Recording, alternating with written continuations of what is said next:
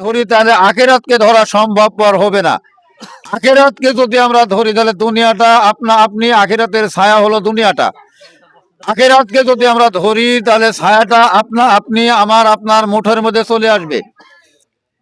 যে অনুদানটুকু আজকে আপনারা গ্রহণ করবেন এবং আপনারা দিবেন, এটা একটি মহৎ কাজ, মহৎ না?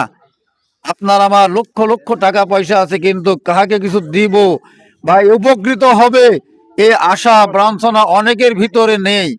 আল হাসানা ফাউন্ডেশন যে উদ্যোগ নিয়েছে, এটা ভালো না খারাপ বলেন তো? তাও সরে বলছেন না, আসলে ভালো কি খারাপ এটা বলতেও কষ্ট পাচ্ছেন। এই যে আপনাদের মাঝে আপনাদের সন্তান মৌলানা সিরাজুল ইসলাম ফারুকী সাহেবের উদ্যোগে ওনার সহযোগিতা অনেকে করেছেন, অনেকে করবেন।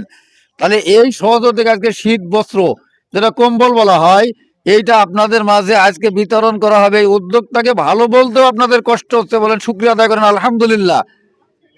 আপনারা এনাকে যে নামে, যে ভাবে, যে বিষয়ে বোঝেন না কেন, সবাই সবার কাছে ভালো হওয়া সম্ভবপর হয় না।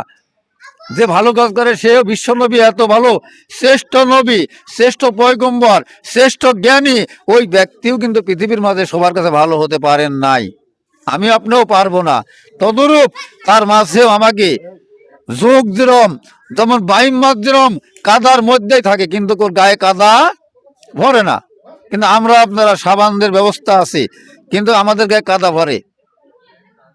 আমরা এই জন্য এই আল হাসানা ফাউন্ডেশন যে ধর্মীয় একটি নাম, ইসলামী শরীয়ত অনুপাতেই পরিচালিত হচ্ছে।